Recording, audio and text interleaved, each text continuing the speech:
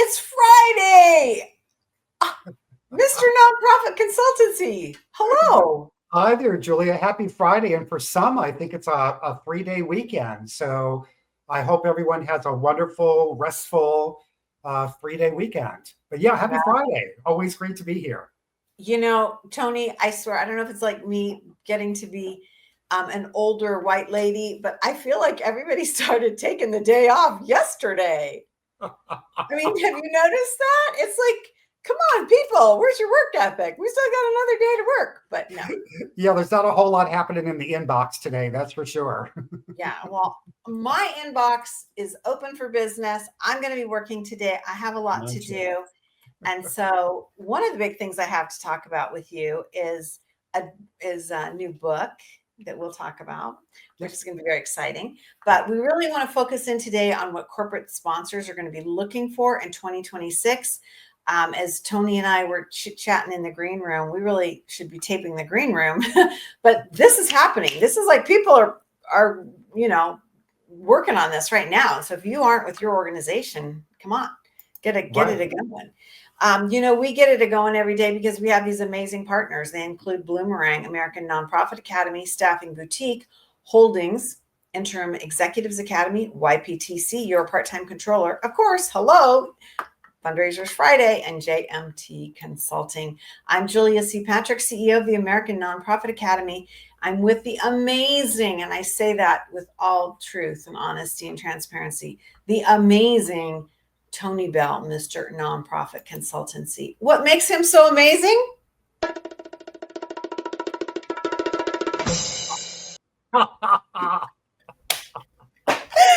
Thank you from our executive producer, Kevin Pace. Hey, I'm really proud of this, Tony. You and I have collaborated to come up with a book called The Architecture of Fundraising. Mm-hmm. Wow. I don't even know what to, I'm like, imagine that, Julia. I am speechless. I don't even know what to say. But no, I am equally honored to partner with you every Friday and how that partnership has grown and evolved to something like the Architecture of Fundraising, where we take our experiences that we share together every Friday and gather those together in this bound edition of just what we've experienced and have learned throughout our career. So thank you for your trust and always for your partnership. It's really very, very exciting. Well, thanks. It really is exciting. I mean, you and I met in the very early days of the nonprofit show, and we started talking about so many different aspects of fundraising and, of course, nonprofit management, but really more in your wheelhouse and your thought leadership directed with fundraising. And I think what's been interesting about the two of us is that I've never had any fear asking for money in my community, for my community. But that doesn't mean I was educated. And I was never a paid fundraiser. I just was a community, and I have continued to be a community fundraiser. But holy crap, have I missed the mark on so many things because I wasn't educated like you. And so you have helped bring me along. And so that's what I love about this book is it really is a journey of how you can be an architect of this process. And it's very, very achievable. It's broken into 3 main pillars. It talks about the career aspect. It talks about the actual management aspect of fundraising. And then even like the staffing and psychological aspect. What can empower somebody? Yes. And so really fun, a great project. Mm-hmm. For sure. You're like, No. I mean, I was just thinking about all of the things that you said and how important all of it is. Yeah. And then we also recognize, we tried to keep in mind in writing this, our audience, like we do every Friday, and some folks are in a single person shop, others are with a full team. But regardless of the size of the organization that you're supporting or or the community that you're supporting, I think folks will find some valuable information inside the architecture of fundraising. Yeah, well, it's really exciting, and it's just an arduous project, and so it's been fun. I mean, for those of you that are friends of the show, I live in the West. Tony lives in the East. We work with a 3-hour time zone difference, which sometimes seems like 30 hours. It's so weird, but anyway, it's been really fun, and I'm really proud of it. And so you can get the Architecture of Fundraising on Amazon, and it will be delivered to you toot sweet. And then let us know what you think. Yeah, we want to know. Okay, we're here today to talk about what corporate sponsors are going to want in 2026. We started off the conversation by saying these negotiations, and they are negotiations, are starting right now. And so let's hope that you've got this all figured out, because now's the time to be asking. And our corporate sponsors generally have budgets. They only have so much, and it's not just cash, but it's the resources that they're going to put forward. So, Tony, one of the things that I've been seeing for quite a long time is less tickets. They don't want the tables, but they want employee engagement. What does that look like to you? Yeah, very much so. So employee engagement, again, can mean many different things depending on the organization. Based on my experience, there were really two main categories within employee engagement that corporate sponsors were interested in. One was what can create team building and make them have a stronger team, right? So if you're in a brick and mortar organization and you're putting together backpacks for back to school or whatever that looks like, you can bring in your team, or the corporation can bring in a team, and they'll have this session together, putting together backpacks or doing some type of activity that strengthens their relationships, which ultimately makes them a higher performing team within the corporation. So there's that kind of employee engagement. Then there's also the opportunity for corporations to have employees spend time on a board of directors, or leading a committee, or leading a task force. So when those are done right and heavily structured, now you're helping the corporation recognize and develop its emerging leaders because of the leadership skills that they're going to develop through volunteerism at your organization. So those are kind of the two main areas of employee engagement that I see sponsors really looking for when they partner with a nonprofit. Yeah, I think so. I think you're spot on. And I feel like the big draw to this whole thing is, to your point, team building, and also the education and the elevation of somebody's talent. And we're seeing this also in employee retention. This is a big issue where now HR is involved in this, and they're saying, look, we need more opportunities to level up the fulfillment side and the pride of an employee working at our organization, working in for our business. And so that will come with volunteering, with leadership, with opportunities to do that, not just going and attending an event and hoping that everybody behaves well. Well, I'm really glad that you brought up retention, because that is also a key part of what corporations hope to achieve through partnerships with nonprofits and these kind of engagement opportunities, that it really will help with retention within their company. Yeah, it's really, I think, an important thing. And I think also too, we are understanding more and more how the value of leadership within community, I'm saying community leadership within a nonprofit, connected to a nonprofit, really translates into the for-profit world, right? Everything from running a meeting to being creative with limited resources to standing up and witnessing on behalf of an organization. Those are powerful tools. And having to pivot, learning how to pivot and how to pivot quickly. That's something everyone is kind of doing these days. It's leaning into how do you pivot, and how do you know whether to pivot right or pivot left, and What are Right. the considerations in those decisions that are being made? So all great stuff for emerging leaders to learn, whether they're in a nonprofit or a for-profit. Yeah, exactly. So let's talk about another thing that's really an interesting thing is real community impact that aligns to customers. And so connecting a nonprofit's mission, their vision, their values, their service to that corporate sponsor who has stockholders, who has customers, who has regulatory agencies that they report out to. How do you see that impact being shared, and how valuable is that? Well, it's really valuable. So, like people, corporations have different motivations for the reasoning behind sponsoring an event. Some of them really do come at it with an altruistic lens.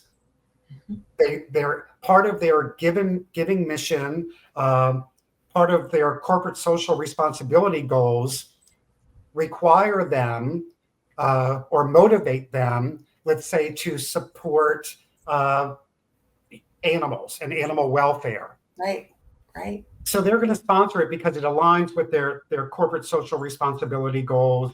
And they're just very happy to do that because either at a board level or if it's, a single run by a single entity, that decision has been made. That's awesome. But others are looking at the nonprofit and saying, what does your donor base look like? What does your volunteer base look like? And are these the type of consumers that might lean into subscribing to our service, right. utilizing our service, buying our products? So understanding that as you go in for your pitch is really critical in terms of what are the real outcomes that this sponsor is looking for. And if that outcome is engagement from your volunteer base, the community you serve, your stakeholders, Mhm. are they the right fit for that? Yeah, and I think back in my life, across the trajectory of my life, um, there are certain products and brands where I will spend more money or I'm diligent about interacting with their products based on how I know they supported certain philanthropic things in my community, right? I Mm-hmm. mean, it's like, oh yeah, we always buy XYZ because they do this or they do that.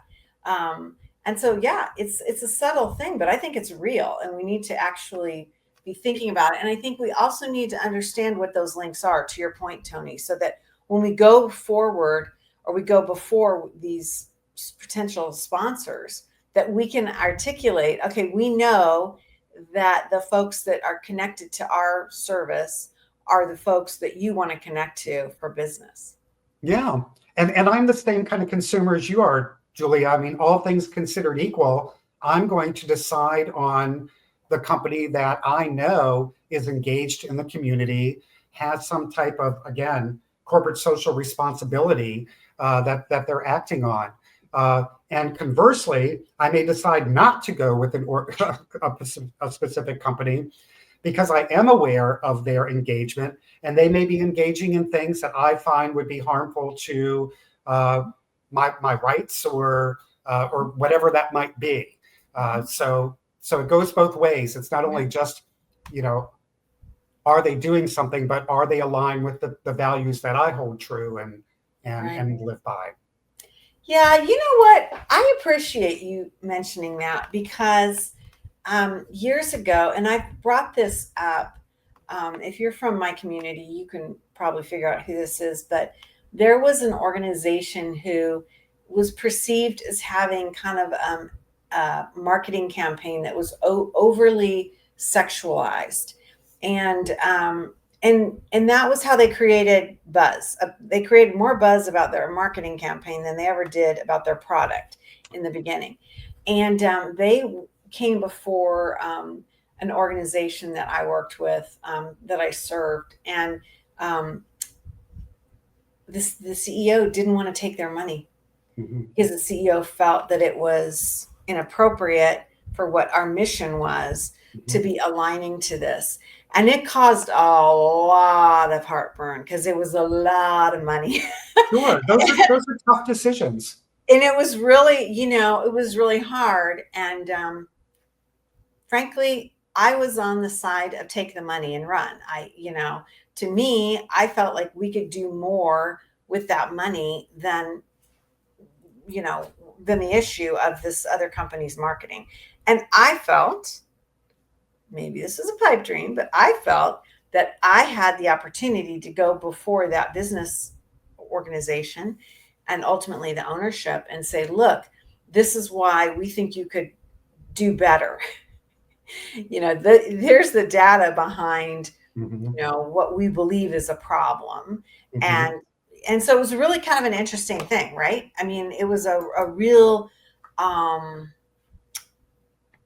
it was really heartbreaking because Yeah, yeah. Well, it's really, again, like I said, tough decision. I mean, you have to weigh the short-term and long-term risks yeah, of accepting a gift when, if it's just not fitting right in your gut.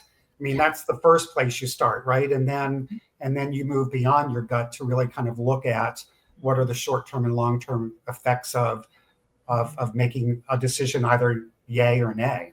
right. Well, and then we did not have a gift policy, right? Ah, So mhm. we had to like completely devolve into all that drama because we didn't have something that where we had predetermined what we were going to do. I mean, I know there are a lot of companies or a lot of nonprofits that won't work with what we call the sin companies, like Right. alcohol, tobacco, firearms, pornography. I could go on and on and on. And then you say, okay, if you're a corporate donor and you engage in any type of commerce with these certain themes, we won't engage with you on that philanthropic Sure. level. So it's kind of an interesting thing, right? And that's why you need to be thinking about this. So data points, data points, data points. Talk to us about this because I feel you said something in the green room that was magical. You said this used to be if it was a feel good. Oh, sure. Yeah, I mean, historically, I think, corporations, and again, corporate sponsorships start with a relationship with someone. So Yes. you've built a relationship and trust with someone. Uh, in most cases, I mean, there's still the processes that some businesses have where you go to a portal, almost like a grant, you fill out a sponsorship form. But even then, hopefully, you've done some type of prospecting work and you've connected with someone at the corporation that can call somebody or just kind of make your application top of mind. Wow. But yeah, I mean, I started my fundraising career in mass market events, walkathons, bikeathons, kayaking events, galas. All of those are corporate sponsor heavy. Mhm. So I lived in this space for probably the first 5 years of my career. And back then, again, it was all about how does the sponsor feel? And then seats at a 10 top were important. That's what they were looking for. And quite honestly, there wasn't much more we could offer them in terms of marketing and exposure compared to what can be offered today No. in terms of marketing, and Yeah. exposure. But those times have changed. Again, more opportunities for marketing and exposure. We've had shows and had conversations around the importance of investing in technology for your development department. And so here, even your program teams, the ones that are out there delivering the quality programming to the community, they need to be able to track the information. How many people are engaged? How many people are positively affected by the work that you're doing, or maybe even, positively affected by the sponsorship. As a corporation may want to come in and sponsor the learning lab within your Yeah. organization. So now you're reporting on, here's the number of people we serve. Here are the number of people that are participating in the learning lab. And as a result, because of the resume building courses and the computers provided, we had 10 of our, 10 folks that we serve got jobs. So that Right. that kind of data is really important in today's environment, and reporting on it frequently, not just when you're ready to make the ask for another gift. I love that. I think you're absolutely right.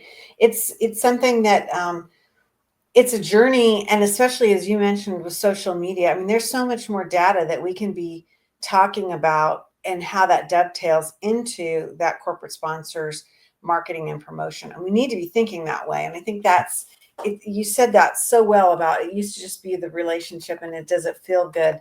And does it make you look good for those couple of hours at the gala or whatever versus like, no, this really dovetails into the marketing and promotions efforts and their stated goals and how we're going to navigate this. Super important. And I And think, I'm sorry, go ahead. no, no, no. I'm going to kind of derail us a little bit, but I wanted to make sure that I got this in. The other thing corporate sponsors are looking for is a long-term relationship. So where historically we would go to a sponsor and say, will you sponsor the gala this year? Now we're having conversations, will you sponsor the gala for the next 3 years? Yes. And really securing those long-term commitments with the sponsor. So I wanted to make sure I got that in somewhere that, now more than ever, as much as I hate that term, corporate sponsors are willing to have these conversations about long-term commitments I agree. in their sponsorship. Yeah, I agree. And I love that you said that because I think that's absolutely right. I think that even is something that you can put in an MOU and you can kind of hold that and then think about how much easier life is on both sides, the for-profit and the nonprofit, knowing that you have this relationship and this commitment going forward. You don't have to keep starting all over.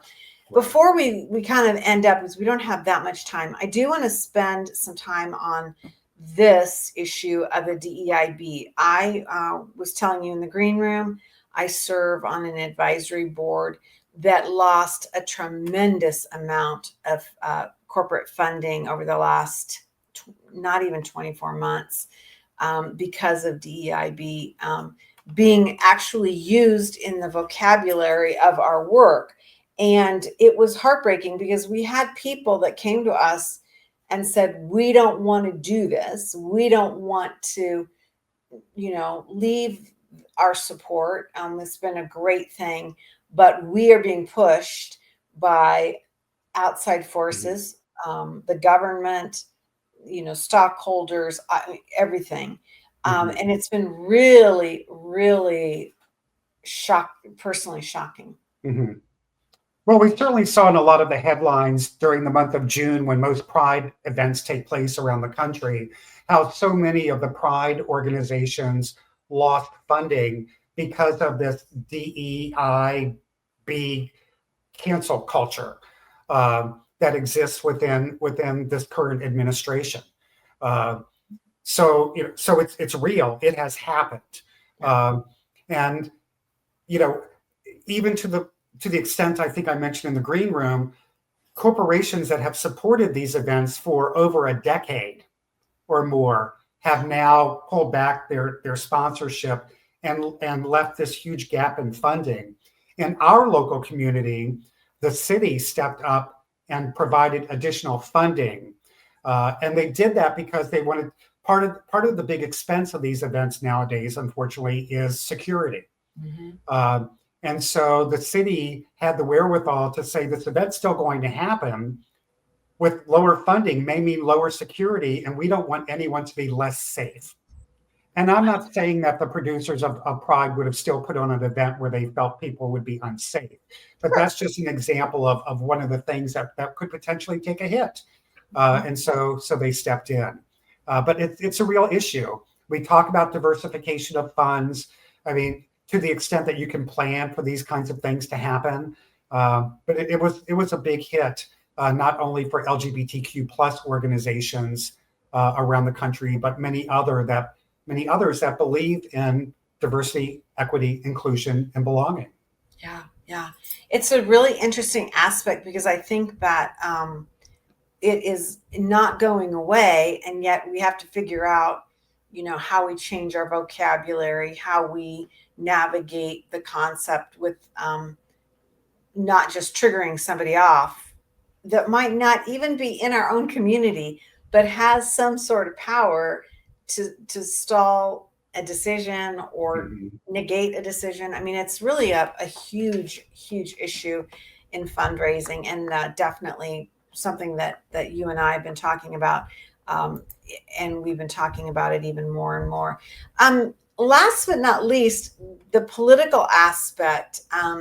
We're seeing more and more corporate sponsors saying, we don't want the mayor coming to speak at the annual breakfast or the governor. Where before those would have been prestige guests. Sure. We want to step back from any association of a political leader.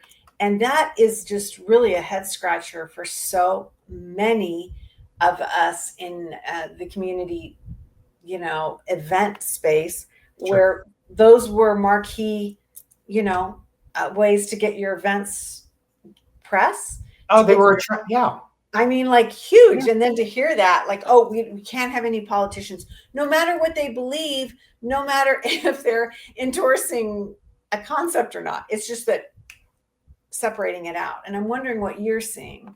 Well, I mean, definitely having a politician or someone running for office can be very polarizing in Yeah. today's climate. Uh, but I think what we need to keep in mind is the alignment to mission. So, what is the true purpose of this individual being invited to have that podium time? Is it really just because you're hoping to put butts in seats and that they're going to be an attraction? Or are they really there because they're going to speak to the work being done in your organization, speak to how government can't fill that void, and to speak to the mission? If that's why they're there, then amen, hallelujah, it doesn't matter what side of the aisle they're on. Yeah. So really thinking about the true intention of the invitation and making sure that there's an alignment in the message that's going to be delivered when they do get that podium time. I'm giving you great silhouette today, Julia. I don't know. I have tried to adjust my lighting, but today, I mean, I know I'm in South Florida. I look like I just spent the last week laying in the sun. Well, we tease you about this a lot because, again, we said I live in the West, you live in the East, and we're always trying to figure out like what the lighting is. And so clouds have gone over the office of Tony Bell, Mr. Nonprofit Consultancy. But that's wonderful. That's absolutely wonderful, and we're thrilled to know that. Well, we are also thrilled here because the Architecture of Fundraising, it is a book that Tony and I have collaborated on, is out and ready to go. You can visit Amazon, your friends at Amazon, and they will have this book to you. Too sweet. And it's really been a joy to work on this and really been fun to take the thoughts and the conversations that we have and put them into this format. So I hope that you're able to join us on this journey and let us know what you think about the Architecture of Fundraising and what your comments are. I think Tony and I are so interested in this. And it is really, the direction of our lives. And so definitely the Architecture of Fundraising, $19.99 on sale at Amazon. Maybe I have a place for like QVC or something like that, Home Shopping Network. After Let me this, know. I'll meet you there. let me know. I'll meet you there. Oh my gosh. Well, we meet every day on the Nonprofit Show because we have amazing partners. They include Bloomerang, American Nonprofit Academy, Staffing Boutique, Holdings, Interim Executives Academy, Your Part-Time Controller, Fundraisers Friday, and JMT Consulting. These are the folks that join us day in and day out so we can be talking with you and working along this amazing journey that's called fundraising. So a lot of fun. Hey, I'm so proud of us, Tony. I cannot imagine a better collaborator than you, my friend. Likewise. It's a lot of fun. As we end each and every episode of the Nonprofit Show, we want to remind ourselves and you to stay well so you can do well.